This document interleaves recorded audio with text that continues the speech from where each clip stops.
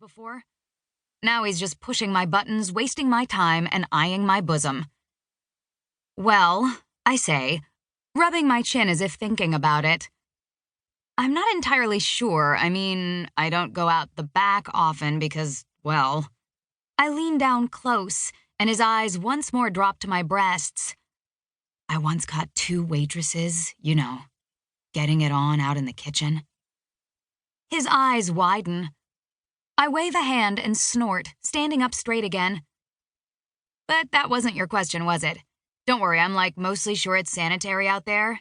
To answer your question, we use a lot of cheese in our food. The chef just cuts off the old spots. It's perfectly fine if you do that. I could ask him if you like if he uses that cheese in the scrambled eggs. Or are you allergic to dairy? He blinks up at me and murmurs, "No, thank you. I'll have a black coffee." That's it? I ask, acting as if I'm shocked. No food? No. He grumbles. Oh, well, that's a shame. I flash him a beaming smile. The chef really does put his all into his work, He stares at me. I flash him another killer smile and spin on my heel, strutting toward the kitchen to grab a coffee pot. My boss, himthe, a big, scary Mexican guy, glares at me as I fill the pot with fresh coffee. He loves me secretly. Or maybe he doesn't, and I just like to think he does. Positive and all that. What did you just say to that customer, Saskia? I blink, pressing a hand to my chest. Me? Nothing. I'd never.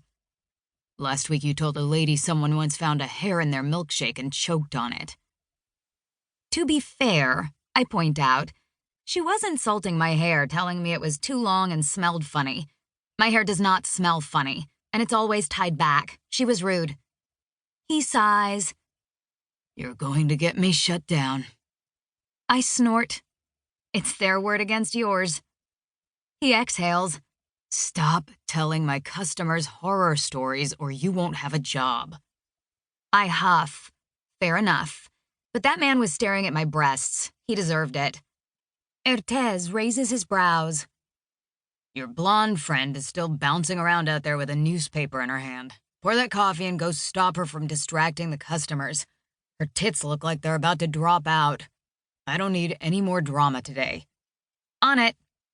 I take the coffee over, pouring it into the man's mug very seductively, making sure to lean right over and give him a good show. Glancing at himthe, he's glaring at me again and shaking his head. I grin at him and turn, walking over to Chantel and placing the pot down on an empty table and throwing a hand on my hip. Your breasts are offending people. She glances down at her low-cut top and the bulge hanging out of it. These old things. Never. I'm fairly certain by the look on that customer's face, your bosom is offending people. I snort. Dirty old men. Ugh. Anyway, what's the newspaper for? You've been waving it around for the last 10 minutes. Well, she claps. You know how you've been looking for a new job to get out of here? I found one. I raise my brows. Do share. A maid. I blink. Ew. She laughs. There is nothing wrong with being a maid. You've done it before. Yeah, that's why I said ew. Do you have any idea what we maids have to endure? Have you ever cleaned a blocked toilet or washed sex sheets? It's not pleasant, seriously. Anyway, she grins, waving the paper again. This job is a live-in maid in some fancy-ass house, and it pays well. I snatch the newspaper from her hand and open it, glancing at the ad. Full-time, good pay, live-in. Owner isn't there often. Full benefits. All you have to do is clean the house, do his shopping, and basically be an all-around housewife without actually having to marry anyone. It doesn't sound bad. The pay is excellent. And, Chantel continues, he's rich. What's that got to do with anything? I mutter. We both know it has everything to do with everything. This job might just help you out in more ways than one. I know what she's talking about. Enzo. My sweet, pain-in-the-ass, awful boyfriend, Enzo, who is sitting in prison because I may or may not...